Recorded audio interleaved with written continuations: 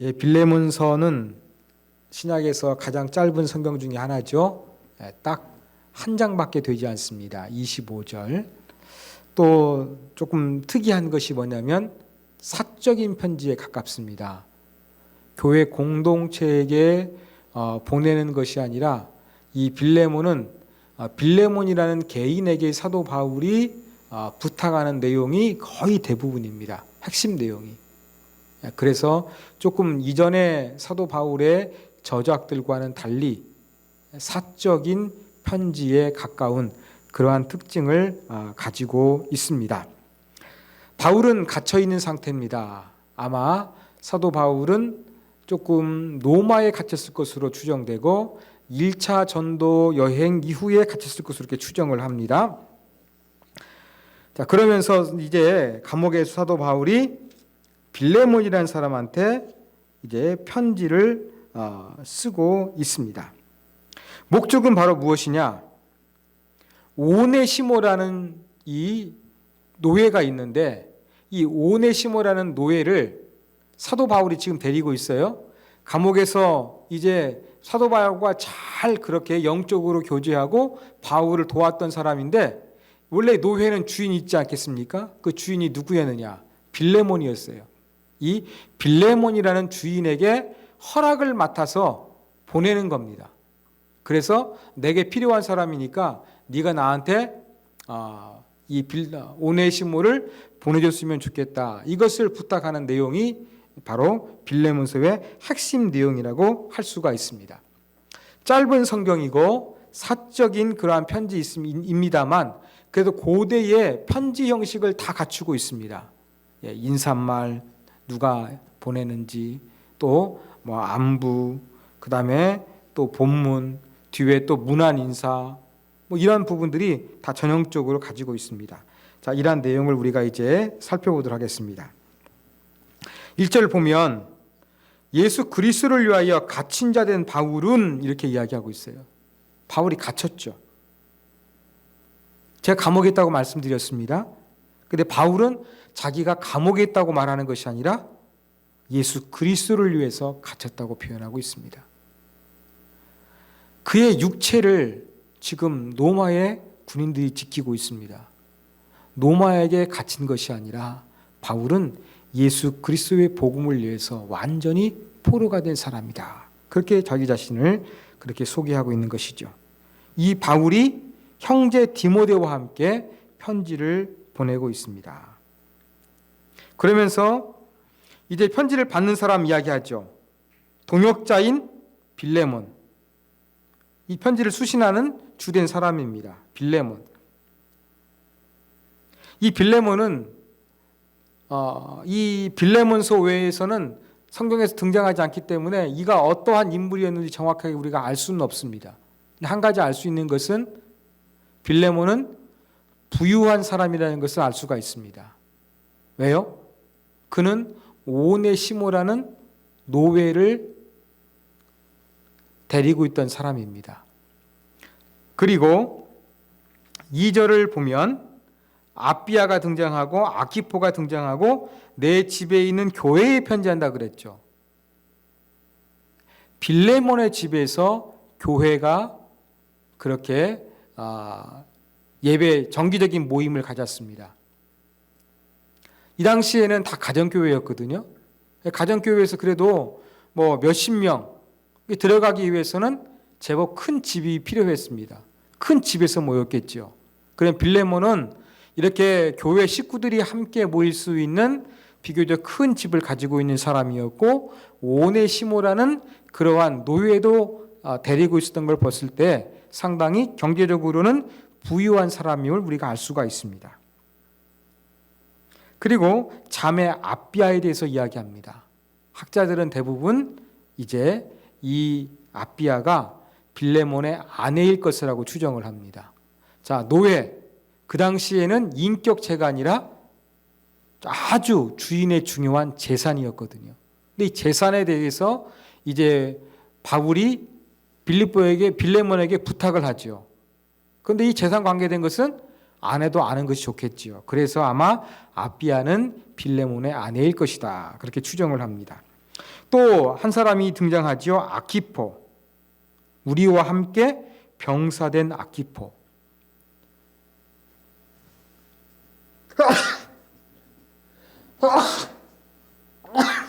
죄송합니다. 예, 아키포는 학자들 중에서는 빌레몬의 아들일 것이다 그렇게 추정하기도 하는데 확실하지는 않습니다.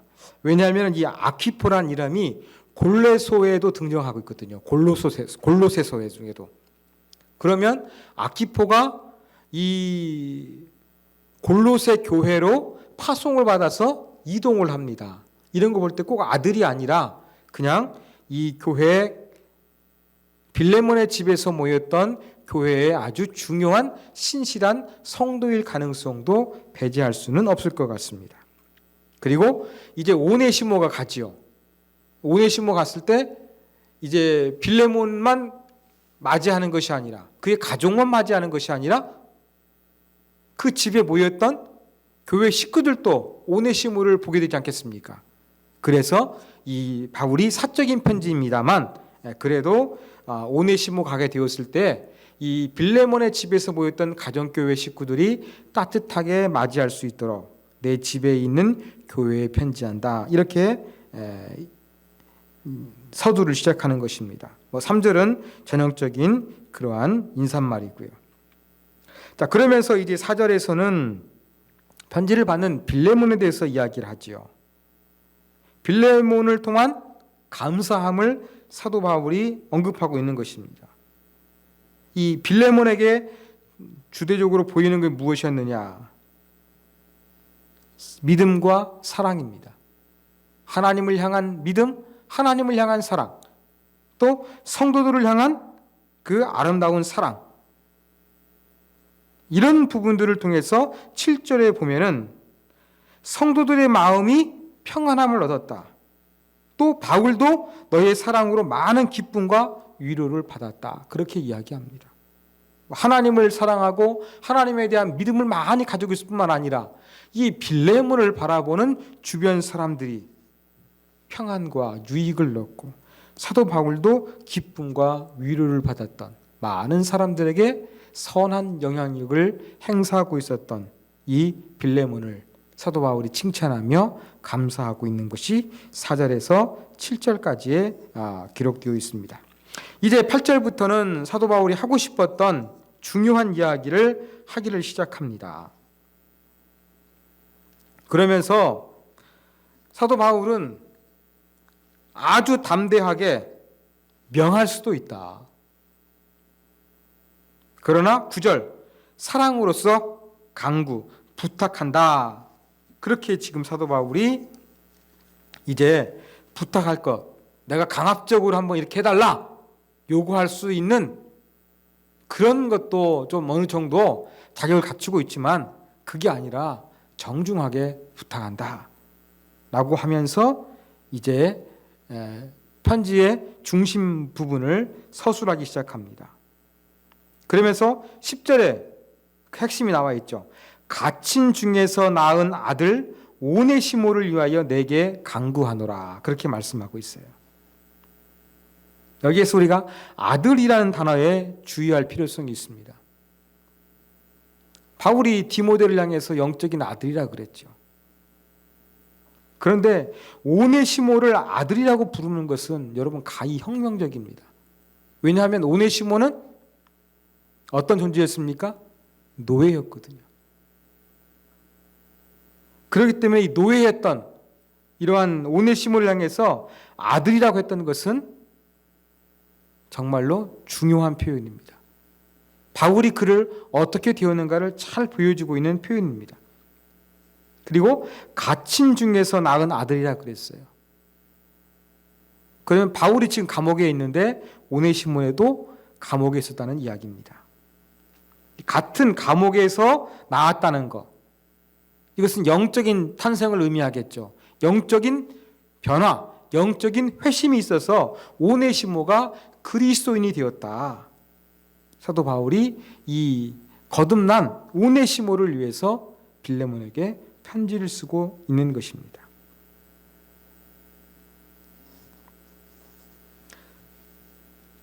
자, 그러면 오네시모가 어떻게 바울이 있는 감옥에 오게 되었을까요? 우리는 이것을 한번 생각해 볼 필요성이 있습니다. 우리가 일반적으로 많이들 알고 있는 것은 11절 보니까 전에는 내게 무익하였으나 이제는 나와 내게 유익하다. 무익하다는 것은 뭡니까? 저는 도움이 안 되는 존재였다는 것이죠. 그러나 이제는 유익하다고 이야기합니다. 또 특별히 18절 보면 그 오네시모가 불의했거나 빚진 것이 있으면 내가 계산하겠다. 그렇게 이야기합니다. 금전적인 것도 바울이 조금 언급을 하고 있어요. 이런 정황들을 통해 가지고 전통적으로 많은 학자가 어떻게 해석했느냐, 오네시모가 도망친 노예라고 그렇게 해석을 했습니다. 당시에 이 노예들은 재산이었기 때문에 인격이 없었거든요. 아주 마음대로 대우를 했습니다. 함부로 대했습니다. 이런 노예를 함부로 대했다는 문헌은 아주 많이 등장하고 있습니다. 그러다 보니까 이 주인의 학대에 못 이겨가지고 도망가 버린 노예들도 아주 많았어요. 그래서 어떻게 이 오네시모가 도망가가지고 하다 보니까 저 멀리 노마까지 가게 되었고, 노마에서도 좀 암울하게 살았는지 하여간 감옥에 들어오게 되었다.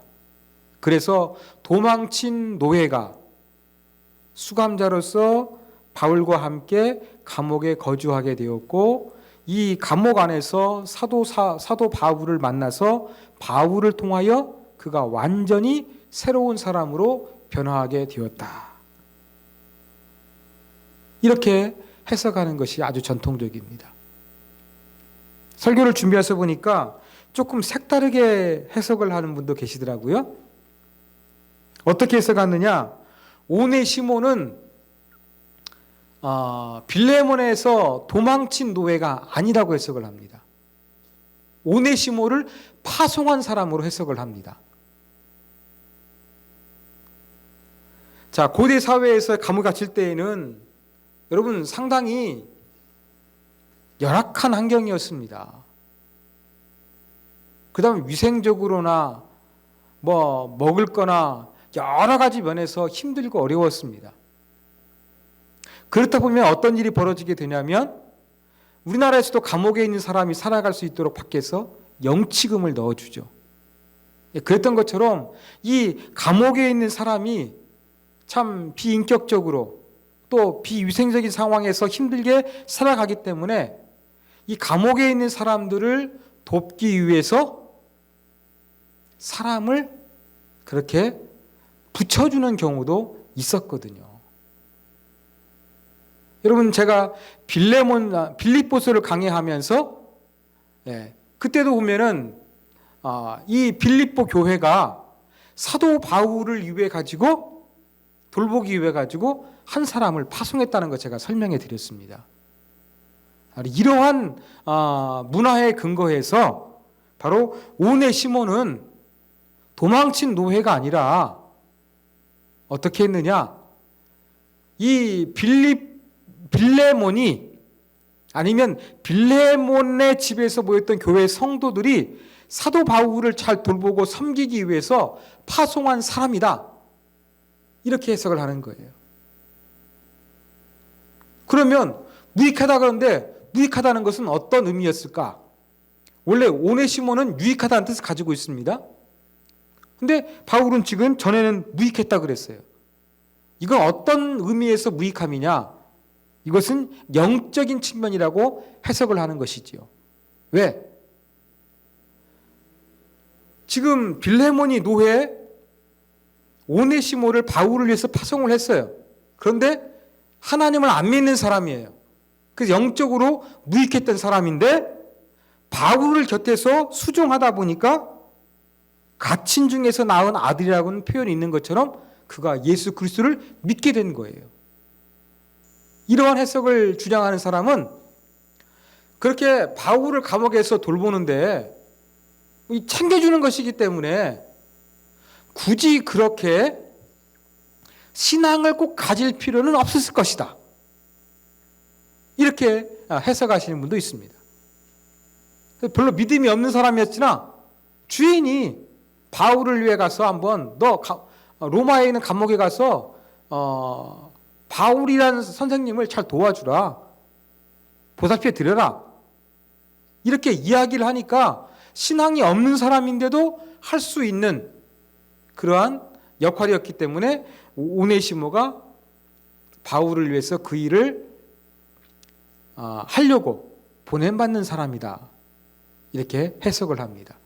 그러니까 그 이유는 똑같죠. 10절 나와 있는 것처럼 이렇게 예수를 안 믿는 사람이었어요. 근데 바울과 함께 같이 생활을 해요. 바울을 옆에서 도와줬어요. 그러다 보니까 바울의 모습 속에서 뭐가 드러나는 거예요.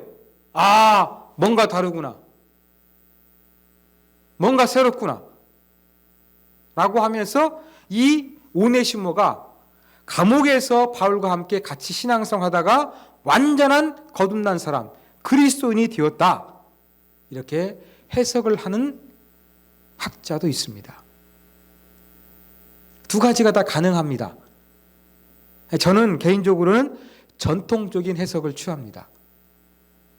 왜냐하면요, 저는 근거가 바로 7절에 있습니다. 성도여, 성도들의 마음이 너로 말미암아 평안함을 얻었으니. 여러분, 빌레몬이 이 성도들에게 평안하게 했다는 거 봤을 때에는요, 바울에 있는 모습을 보면서 오네시모가 감화되었다고 한다 그러면 빌레몬도 어느 정도 충분히 이 노예지만 그래도 영적인 감화력을 끼칠 만한 인품을 가진 사람이라고 저는 생각을 합니다. 그 근거가 바로 무엇이냐? 저는 7절이라고 생각을 해요. 근데 제 개인적인 생각입니다. 그래서 저도 설교 준비하면서 묵상하다가 저도 처음에는 전통적인 해석 또 아까 말씀드린 다른 학자의 해석 고민을 했거든요. 뭐가 맞을까? 성경을 읽다 보니까 저는 빌레몬의 평소에 그런 평판 이런 것들을 봤을 때 빌레몬도 좋은 사람이었기 때문에 바울의 모습만 보고서 변화받은 것이 아니라 빌레몬부터 그런 일이 얼마든지 시작될 수 있는 가능성 그런 거 있기 때문에 오네시모가 꼭 바울을 통해서만 변화받은 것이 아니라 도망친 노예가 맞지 않을까. 저는 그렇게 생각을 했고, 그 다음에 또 이제 제가 말씀드린 대로 그 빚진 것 18절에서 금전적인 게 언급되잖아요. 이런 것들을 봤을 때 이 부분을 해석하기가 조금 궁색합니다. 근데 전통적으로 많이 알려진 해석이 이러한 부분과도 잘 그렇게 조금 무리 없이 해석이 되어지기 때문에 저는 전통적인 해석을 더 선택하는 입장입니다. 여러분은 아무거나 선택하시면 됩니다. 자, 그러나 이렇게 무익했던 오네시모, 이름만 유익했는데 이제는 나에게만 유익한 것이 아니라 빌레몬 당신에게도 유익한 사람이 되었다. 내가 그를 돌려보낸다. 돌려보낸 그 사람은 이제 내 아들이고, 어떤 표현을 쓰고 있느냐? 신복이라는 그러한 표현을 쓰고 있어요. 신복, 분신과도 같은 존재라는 이야기겠죠. 근데 실제 바울의 마음은 13절에 있는 거예요. 부탁하는데 그 부탁하는 이유가 이건 거예요. 그를 내게 머물러 있게 하여 내 복음을 위하여 갇힌 중에서 내 대신 나를 섬기게 하고자 하나. 바울과 함께 감옥에서 복음을 듣고 변화된 하나님의 자녀가 된 이 오네시모, 바울이 정말 아끼는 사람이 되었어요. 그래서 그를 어떻게 하고 싶느냐? 원래 주인인 빌레몬에게 보내지 않고 자기 곁에 두어서 자기 일을 좀 돌보고 함께 사역하기를 원하는 그러한 이제 사람으로서 바울은 맞이하고 싶은 것이 사도 바울의 마음인 것입니다. 그런데 14절 승낙받기를 원한대요. 왜요?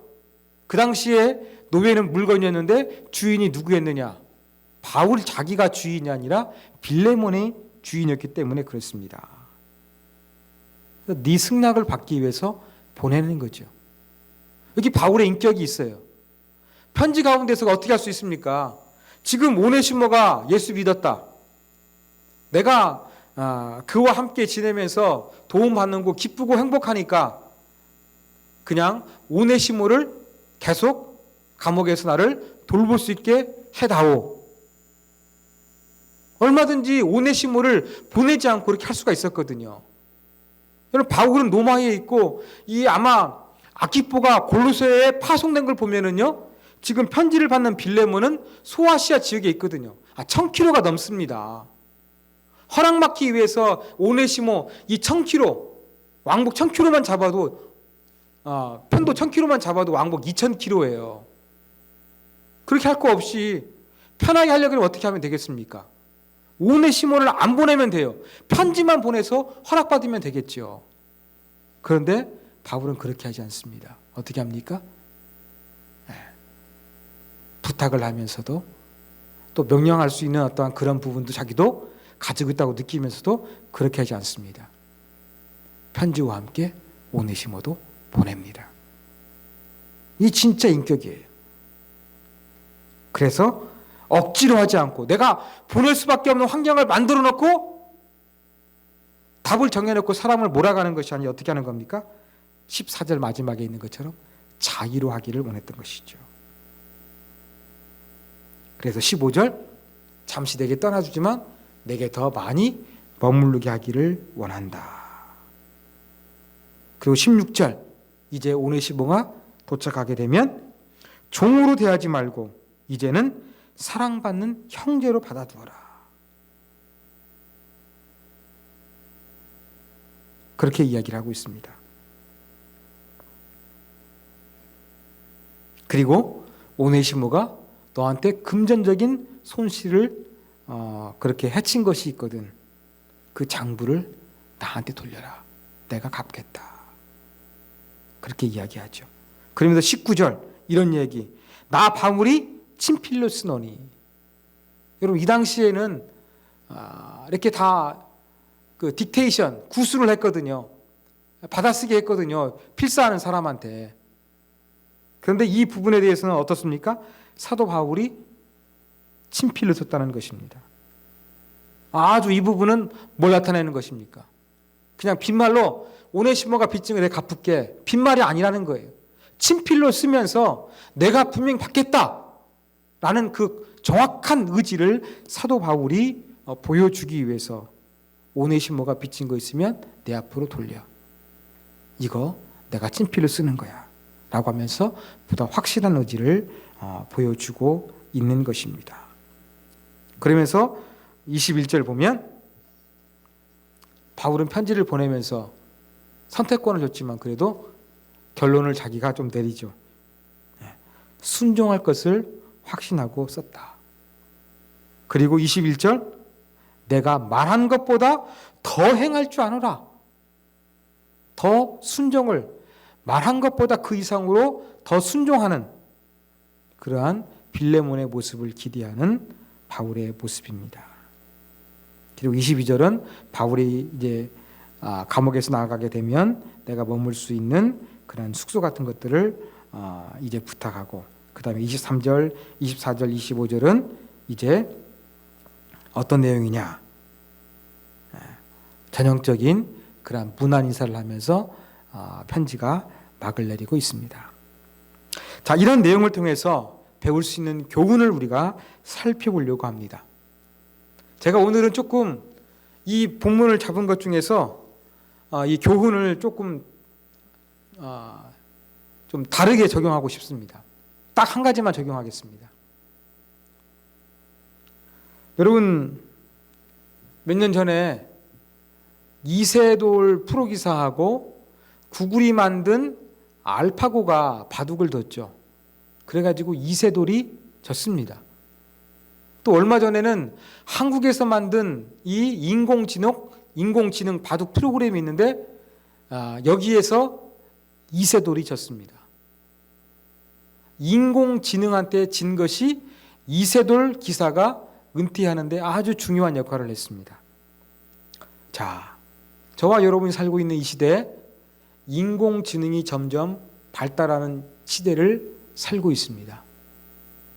그래서 자율주행 자동차 벌써 다니고 있어요.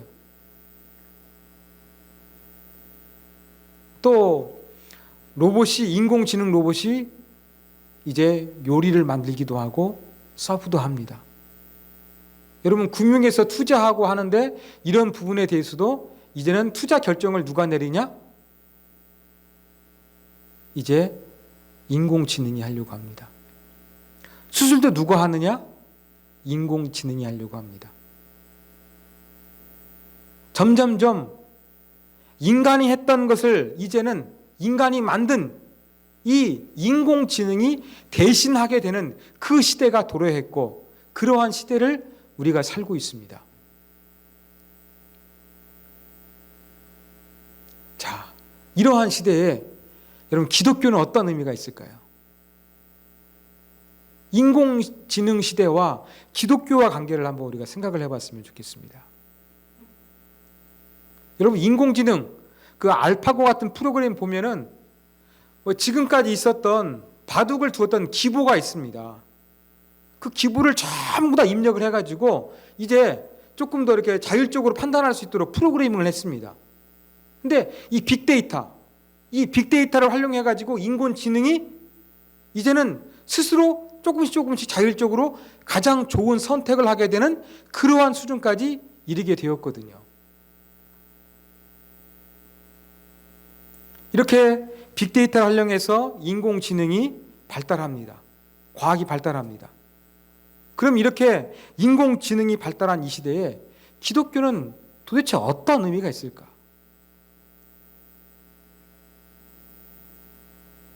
우리는 한번 이 부분에 대해서 한번 고민해 볼 필요성이 있는 것 같습니다. 제가 생각할 때 인공지능 시대가 도래하더라도 기독교가 더 의미를 가질 수 있는 그러한 시대라고 생각을 합니다. 왜 그러느냐? 제가 그 부분을 말씀을 드리도록 하겠습니다. 여러분, 인공지능을 통해서 이 빅데이터를 활용해서 사람들이 생활 패턴이나 모든 이 데이터를 활용하고 과학을 활용해가지고 이제 학습화된 더 딥러닝, 심화 학습을 통해 가지고 이제 인공지능이 우리 사회에서 많이 활동하게 됩니다. 자, 인공지능을 통해서 나타나게 되는 결과는 어떤 것일까요? 효율성이 올라가겠죠? 합리적이겠죠? 또 이윤을 극대화하겠죠? 이러한 사회입니다.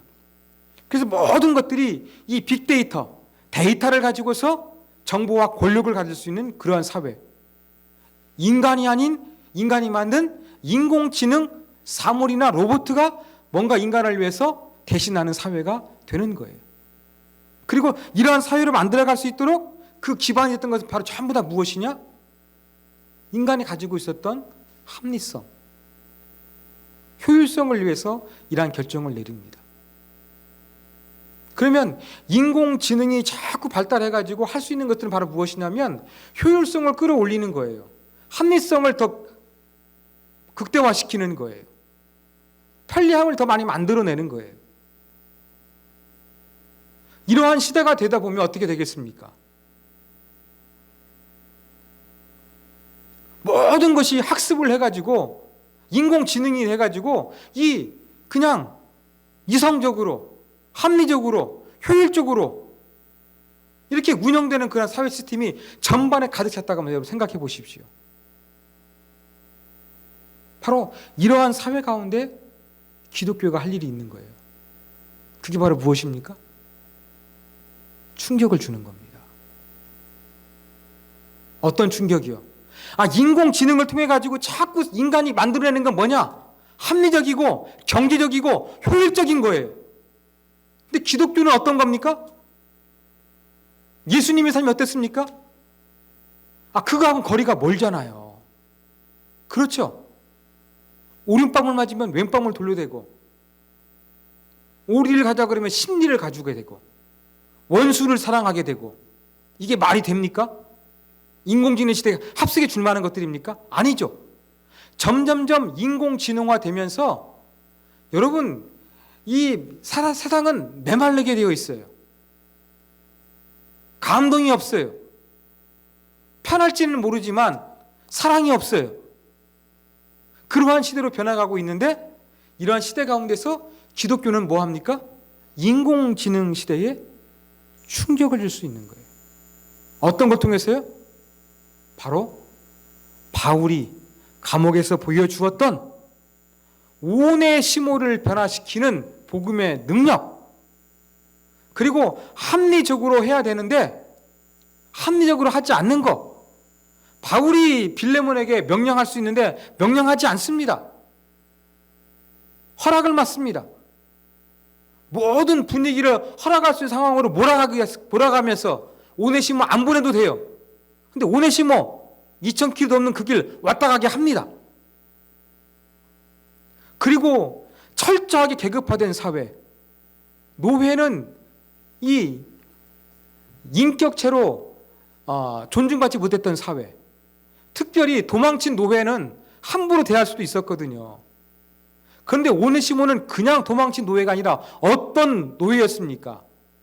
주인의 재산을 막대하게 피해를 주고 도망친 노예였어요. 자기가 도망간 것도 손실인데 다른 경제적인 손실도 끼쳤던 사람이 오네시모입니다. 이렇게 경제적으로 엄청난 막대한 손실을 끼쳤던 오네시모를 종이 아니라 형제로 대하라? 말이 됩니까? 안 되죠.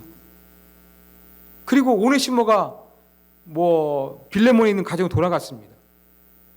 종이었는데 형제로 대하는 모습 보면서 그 빌레몬에 있던 가정교회 식구들, 빌레몬에 있던 이웃들 뭘 느꼈겠습니까? 뭔가 다르구나. 예수 믿으니까 뭔가 다르구나. 여러분, 단 한 장짜리 성경입니다만 오네시모를 변화시켜가지고 바울이 보냈을 때에 오네시모를 대하는 바울의 태도, 특별히 이 빌레몬의 태도 같은 것은 세상에서는, 그 당시 세계관으로서는 도저히 상상할 수 없는 그러한 혁명적인 것이었습니다.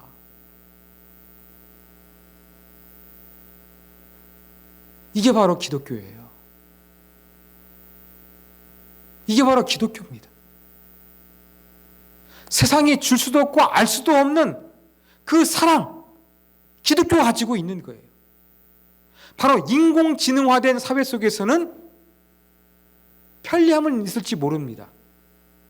그러나 감동이 약할 수밖에 없습니다. 바로 그 감동을 줄 수 있는 것, 기독교가 할 수 있는 것입니다. 이제 인공지능이 하기 때문에요, 인간이 하는 것보다 많은 것 다 잘합니다. 그렇게 되겠죠? 그러나 인공지능화된 사회 속에서 무한정 예수님처럼 사랑하게 하는 인공지능 프로그램, 로봇 만들어내겠습니까? 안 만들어내죠. 이건 경제적으로 돈이 안 되니까요. 안 만들어냅니다. 이런 데이터 입력시켜가지고 그 인공지능화 하지 않아요. 그러면 세상 가운데 감동을 주고 존재했던 사랑을 줄 수 있는 게 바로 무엇입니까? 기독교의 사랑이에요. 바로 빌레몬을 바울이 권하는 것처럼, 또 빌레몬이 오네시모를 대하는 그 아름다운 태도, 바울이 확신했던 것처럼 사람들의 상상을 초월한 주님의 복음 때문에 사랑하고, 주님의 복음 때문에 순종하고, 주님의 복음 때문에 금전적인 손실을 아까워하지 않는 그 아름다운 모습, 이것은 인공지능화된 사회 속에서 더욱더 큰 울림을 주게 될 것입니다. 여러분, 기독교의 가치관을 보면은 역설적이죠. 세상적이지 않잖아요. 잔치집에 가면은 상석에 앉지 말고 말석에 앉으래요. 왜 그렇습니까? 예수님 말씀하신 거 보면은 세상의 어떠한 이치가 아니라 완전히 뒤집힌 이치였어요. 우리가 실제 못했잖아요. 그런데 이제 사회 구조가 점점 바뀌어가지고 이 모든 것들이 기독교적인 가치관이 더 극명하게 드러날 수 있는 사회로 흘러가고 있습니다. 이전보다 더 사랑이 식어지고 감동이 식어지고 희생이 식어지고 헌신이 식어진 이런 사회 가운데서 기독교가 존재하는 이유는 바로 무엇이냐? 기독교가 정말로 특별함을 드러내는 존재 근거는 바로 무엇이냐? 건물이 아닙니다. 어떤 조직이 아닙니다. 큰 교회가 아닙니다. 성장이 아닙니다. 복음에 합당한 사랑의 삶입니다. 이것이 인공지능 세대에 교회가 큰 울림을 주고 세상에 뭔가 메시지를 던질 수 있는 교회의 방향이라고 생각을 합니다. 너무 인공지능화된 사회에서 우리가 두려워하지 않았으면 좋겠습니다. 합리성, 효율성, 논리성, 경제성 이런 것들을 추구하는 시대 가운데 사랑이 설 자리는 점점점 적어지게 될 것입니다. 바로 그것을 오늘 보여주었던 바울과 빌레몬의 모습 속에서 우리가 기독교의 미래, 우리가 인공지능 사회 속에서 어떠한 신앙, 어떤 신앙인의 모습을 가질 것인가 우리가 바울을 통해서 빌레몬을 통해서 배울 수 있다는 교훈을 제가 이것을 단 한 가지로 드리고 싶습니다.